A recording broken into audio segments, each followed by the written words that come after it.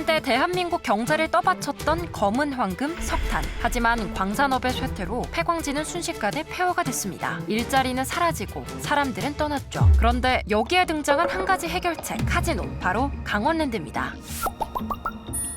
강원랜드, 대한민국에서 유일하게 내국인이 출입할 수 있는 카지노입니다. 하지만 강원랜드는 단순한 카지노가 아닌데요. 한때 대한민국 석탄 산업의 중심지였던 강원도 정선, 그곳의 탄광 노동자들과 지역 주민들의 생존을 위한 투쟁이 만든 결과물이죠. 1970년에서 80년대 강원도 정선과 태백, 삼척, 영월은 대한민국 석탄 산업의 핵심이었습니다. 당시엔 개도 돈을 물고 다녔다는 말이 있을 정도로 지역 경제가 호황을 누렸죠. 그러다 1988년 정부가 석탄 산업 합리화 정책을 추진하면서 탄광 지역은 급격한 쇠퇴를 맞이하게 됩니다. 정부는 값싼 해외 석탄 수입을 늘리고 에너지원의 중심을 석탄에서 석유와 가스로 전환하는 정책을 추진했습니다. 이에 따라 국내 석탄 산업은 급격히 위축됐고 많은 탄광이 문을 닫을 수밖에 없었는데요. 탄광이 닫으니 광부들은 일자리를 잃을 수밖에 없죠. 지역 경제가 무너지고 주민들은 생계를 위협받았습니다. 폐광 지역은 순식간에 대한민국에서 가장 가난한 지역으로 전락했는데요. 하지만 폐광 지역 주민들은 가만히 있지 않았습니다. 1993년부터 시작된 대규모 시위, 그리고 1995년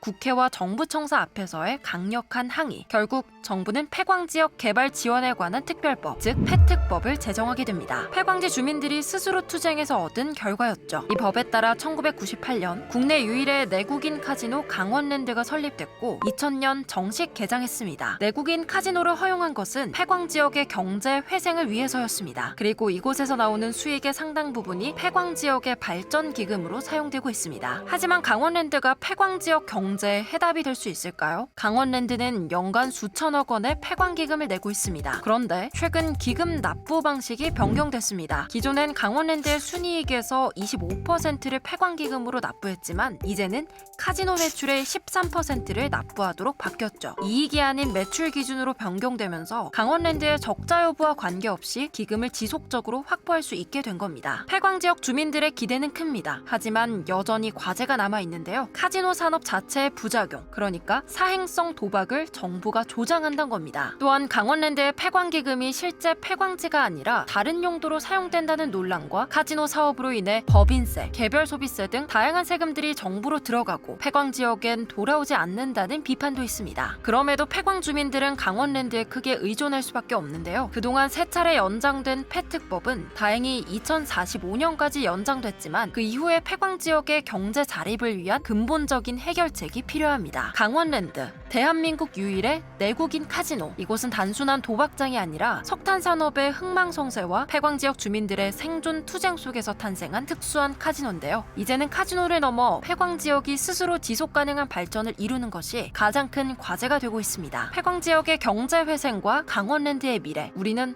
어떤 방향을 선택해야 할까요?